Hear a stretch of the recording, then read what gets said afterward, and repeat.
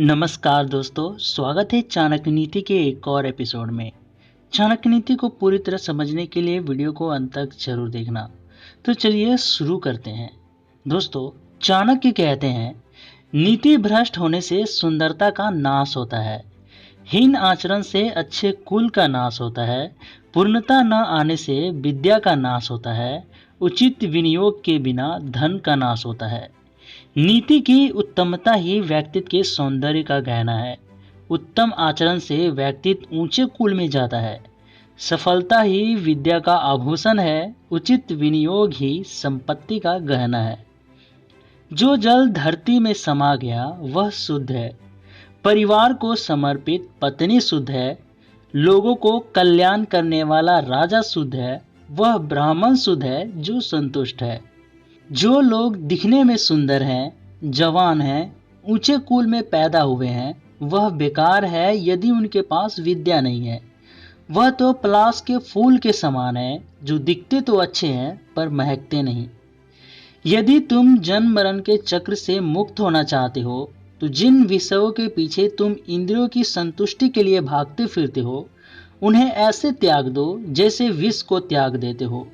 इन सब को छोड़कर हमेशा ईमानदारी का आचरण, दया, सुचिता और सत्य की ही अमृत पियो। वह कमीने लोग जो दूसरों की गुप्त खामियों को उजागर करते फिरते हैं, उसी तरह नष्ट हो जाते हैं जिस तरह कोई सांप चींटियों के टीले में जाकर मर जाता है।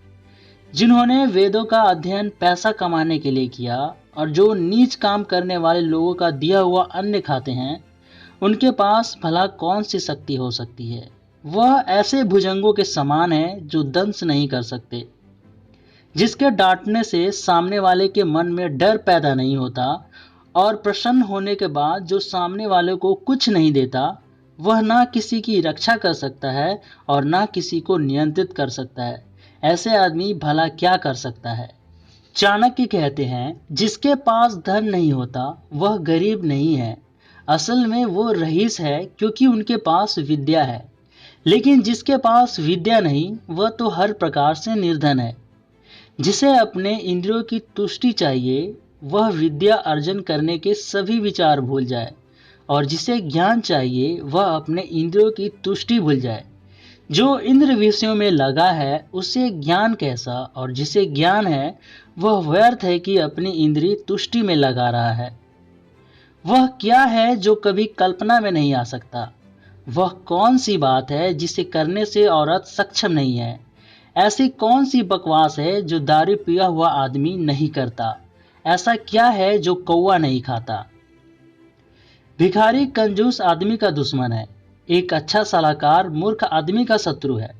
वह पत्नी जो पराये पुरुष में रुचि रखती है, उसका पति शत्रु है। जो चोर रात को निकलता है, चंद्रमा उसका शत्रु है। जिनके भेजे खाली हैं, अर्थात जो मूर्ख हैं, वो कोई उपदेश नहीं दे सकता और ना ही समझ सकता है। उसी तरह बांस के मलय पर्वत पर भी उगाए जाए तो उसमें चंदन के गुण नहीं आते। एक बुरा आदमी सुधर नहीं सकता। उसी तरह अगर आप पृष्ठ भाग को चाहे कितना साफ कर लो, वह श्रेष्ठ भागों की बराबरी नहीं कर सकता। अपने निकट संबंधियों का अपमान करने से जान जाती है। दूसरों का अपमान करने से दौलत जाती है। राजा का अपमान करने से सब कुछ जाता है। एक ब्राह्मण का अपमान करने से कुल का नाश होता है।